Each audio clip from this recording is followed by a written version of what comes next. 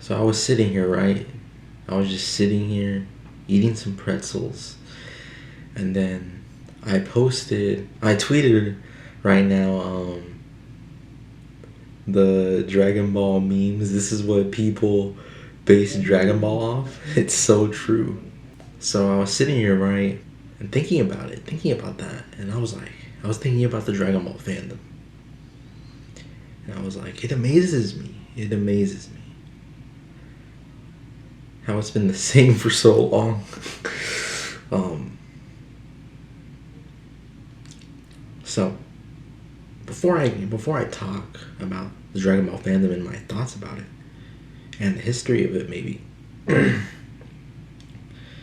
gonna play my YouTube intro because I haven't played it the last two videos, and I really love my intro, and I got it done by Cassandra Lee Morris, the one and only Taiga voice actor of the English dub. So I gotta play it.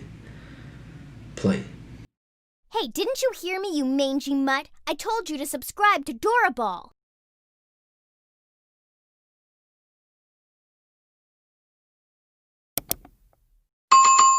Alright, so my thoughts on the Dragon Ball fandom.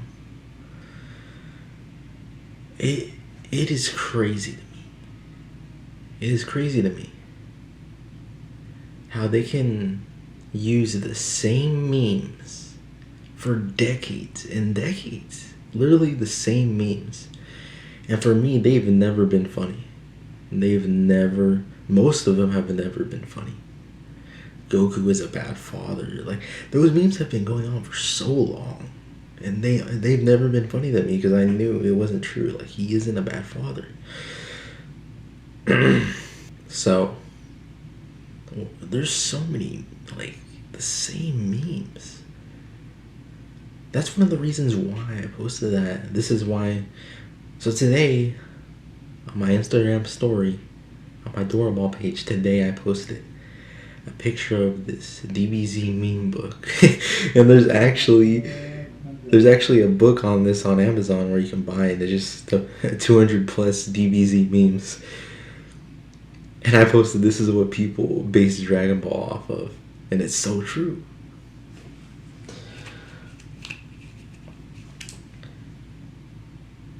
So with the Dragon Ball fandom, if there was a time traveler who came from 2050 and he came to today, and if we asked him how would Dragon Ball and the Dragon Ball fandom look in 2050, he would say it looks the same memes recycled, the same stereotypes, everything. I guarantee it. Because these memes have been going on forever. Even if memes ever died, these memes would still be going on. That's how much recycled these same memes are. It is insane. It blows my mind. For me, I've never seen recycled memes, a community that has recycled memes this much. And it's not just like a monthly thing where you'll see it, like a weekly thing. You'll see them literally every day. The same things. The same lame memes. The same ones.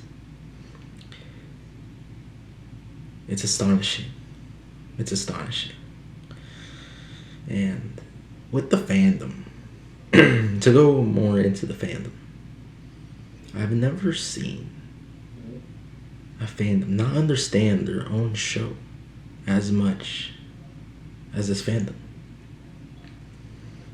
And what I mean by that is, like, they'll say, like, Dragon Ball, it's all predictable. Same thing over and over. Tell me how Goku being revealed as an alien after 200 chapters is predictable. Tell me how. Like, literally, everything about the Saiyan arc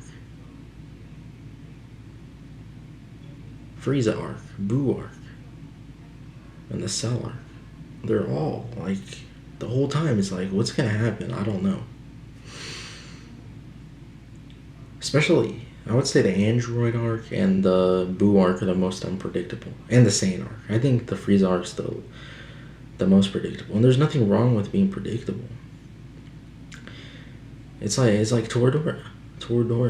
It was made obvious that how the show was going to end, because the show wasn't about which girl's gonna date this guy or whatever. It was about Ryuji and Taiga learning about what love is. So yeah, predictable isn't bad. See, sometimes it needs to be predictable for the thematic writing. But yeah, so if you go to the Android arc, tell me how it's predictable. The whole start of it is unpredictable. A guy from the future who you have no idea who he is. You don't know who he is. Frieza. The biggest villain in the anime and manga industry while this was being serialized, survived the explosion of Namek and was coming to Earth without Goku there. And don't say, oh, Goku was gonna kill him. That's what Future Trunks said. We didn't know that yet until after Frieza was dead. So the tension of Frieza coming to Earth without Goku there, and no one could defeat Frieza besides Goku. Then this guy comes, kills the biggest name, probably the most famous anime villain ever. He kills him in one move. One move. Who is this guy? And not only that, he is a Saiyan. We've only known a couple Saiyans left, so seeing a Saiyan out of nowhere definitely made the plot a lot more interesting. And then not only that, he was a Super Saiyan. A Super Saiyan. Something that only Goku has done. So when you first saw the Super Saiyan, you were blown away. Now, don't be like, oh, Future Trunks nerfed Super Saiyan. He didn't. It worked perfectly for the writing of this arc, because all the way till the Frieza arc was about Goku getting the strongest as he can possibly be and getting at the top by accepting his Saiyan heritage. The Cell arc was about humbling the characters, and the Boo arc as well, and passing on to a next generation. So the way the Super Saiyan 2 was achieved in this arc was by experimenting and testing out what Vegeta and Trunks did with grades 2 and 3 of Super Saiyan, and they made grade 4 and 5. I'm not going to go much in depth in it, but there's a great video out there called The Purpose of Power in Dragon Ball by Shadow Hooker. So go check that out. It breaks it down phenomenally. So Super Saiyan was not nerfed. Just saying that. So Future Trunks, and if you read from the beginning, from the Pilaf arc, seeing that Bulma is married to a main villain still. Vegeta wasn't a good guy at this point. He wasn't a good guy. He was not a good guy. So seeing Bulma, who have you seen this whole entire time? If you just started from Z, you're like, who cares about Bulma? But seeing her from the beginning all the way to here, finding out she's marrying a main villain? When has that ever happened in a shonen? Yeah, there's been kind of like a little bit, but not like this. Like, this guy was pure still a villain. He started out as a villain too. So, and then not only that, Future Trunks, he lays out the entire plot line for the rest of the arc, saying that the Red Ribbon Army is coming back. The androids are coming back, which you saw in the Red Ribbon Army. So if you read Dragon Ball first, this is crazy. So I'm not gonna go over all this. Dragon Ball is not predictable at all. And I'm mainly talking about Dragon Ball and Z. So I broke that down in my Is Dragon Ball Generic video. Go check that out. I went a lot in depth on why Dragon Ball is amazing. Dragon Ball is an amazingly written series. Like, I'm not even kidding.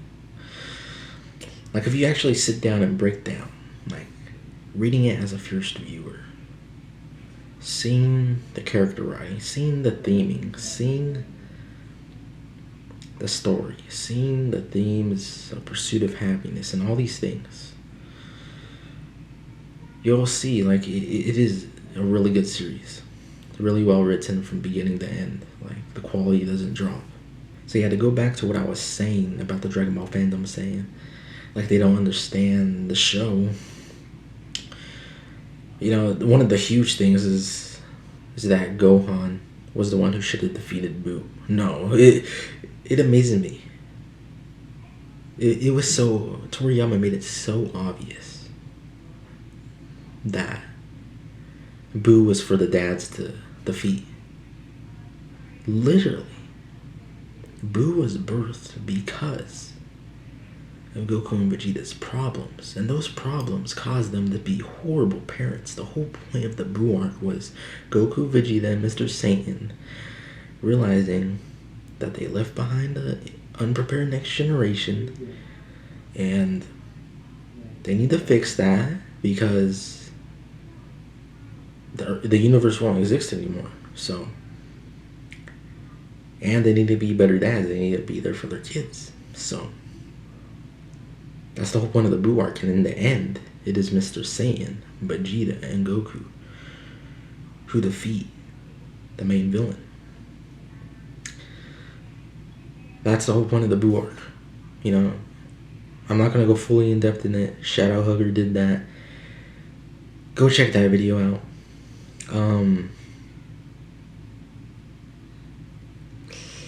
It amazes me. Like, I never see someone talk about it like that. Like, it's so obvious that Toriyama made it obvious that Buu was for the dads to defeat. I never see people say that. But it's so obvious. And people are like, Dragon Ball is so easy to understand. How do you not notice that? Like, I never see that. All I see is, oh, Gohan should have defeated him.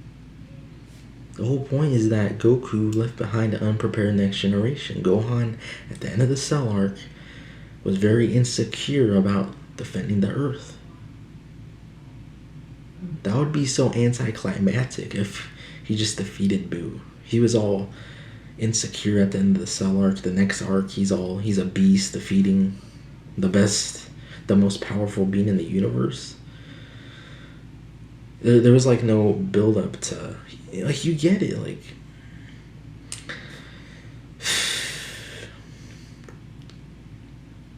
it amazes me, man. And there's way more, like Goku being a bad father.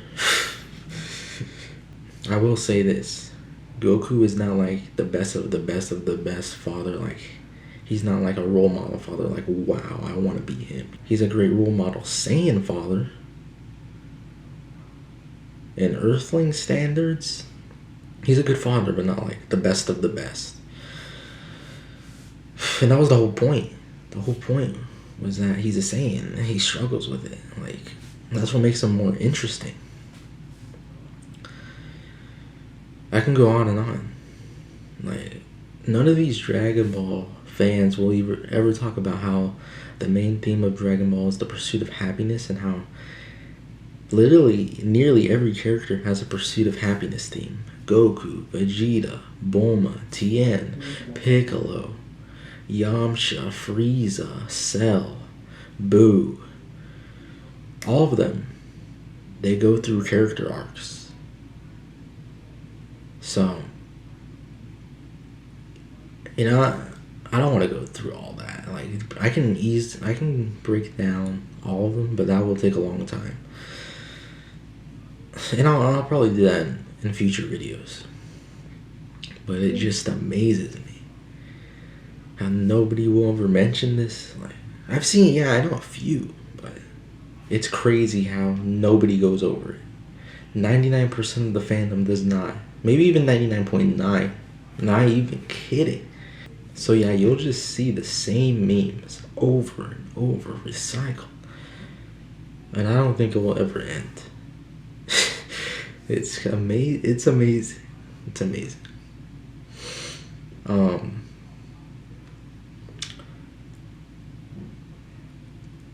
With the Dragon Ball fandom, it is a toxic fandom for this reason. I don't think outside of it it's as toxic anymore. Like, if we're talking about, if the Dragon Ball fandom is talking to another fandom, it's not as toxic. It's still toxic, but not as much as like 2-3 years ago.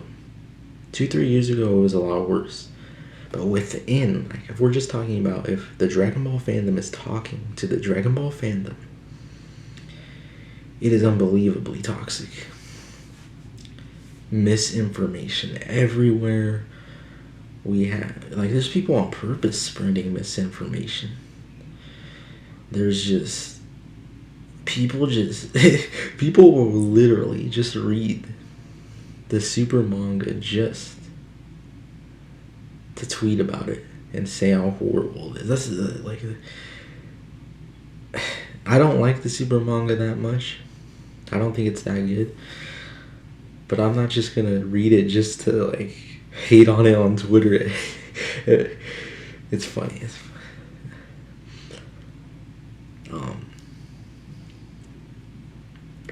Man, Dragon Ball fandom, reread Dragon Ball and actually look through it from a first time reader's perspective,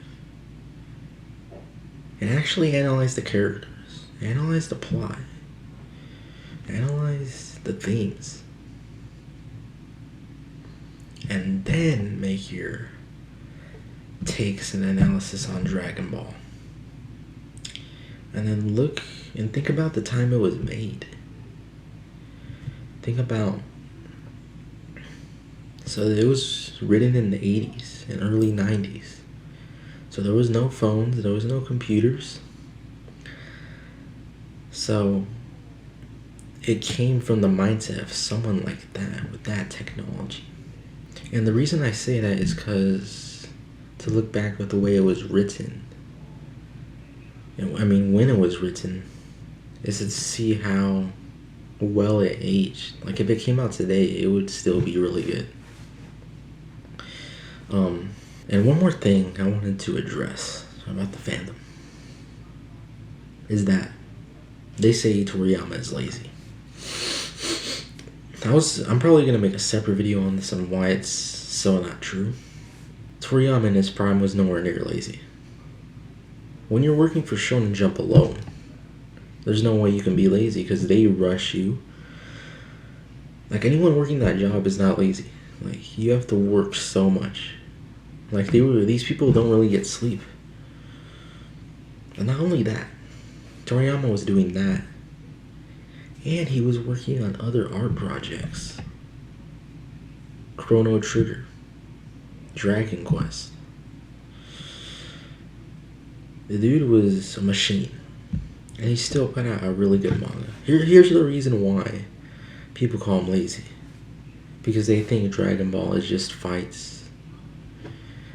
The reason Dragon Ball suffers from reverse nostalgia, that people think it's bad because they watched it as a kid and they have that knowledge as a kid of it, and they never change that perspective of it, and never think they have to dissect Dragon Ball because they're like, oh, it was just a kid's show about screaming and fighting. I loved it as a kid. And then they don't ever think to analyze it and break down the themes and how it is as a first-time reader.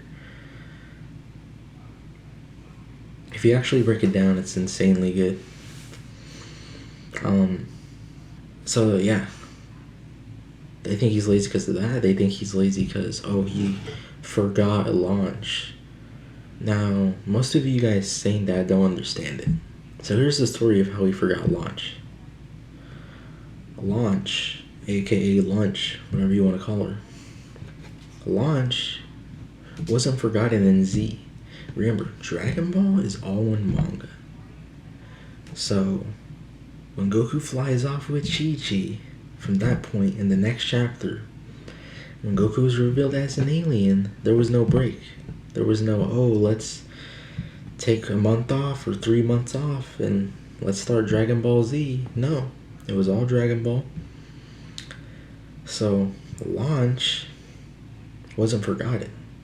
We see in the next few chapters her mentioned. It was during the Saiyan saga for a little bit of time that he forgot about her. And there was nothing wrong with that. There was nothing wrong with that. People over-exaggerate about launch. She wasn't like a main character. She was just kind of like a background character. Like if you watch the series, like she didn't do much at all. I liked her as a character. She was cool. But it wasn't like a huge deal. And like I said, it wasn't that he forgot her like the rest of the series or at the start of Dragon Ball Z. No, he forgot about her for a little bit during the Saiyan saga, then he remembered her again. So yeah, go check out the interviews. He says that.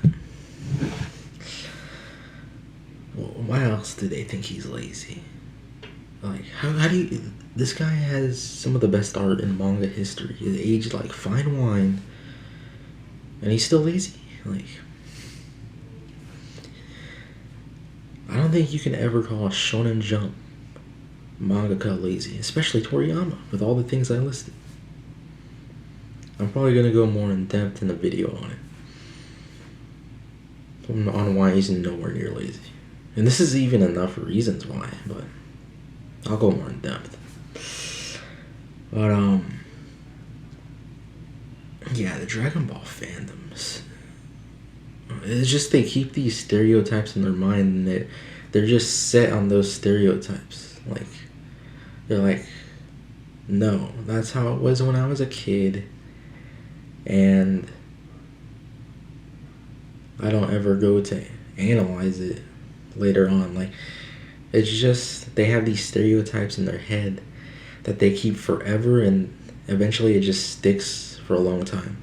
Like, one of the big misconceptions is that Z is a separate series from Dragon Ball. It's not. And if you only watch Z, especially if you only watch the English dub, if you watch Z, Dragon Ball Z is basically post-time skip Dragon Ball.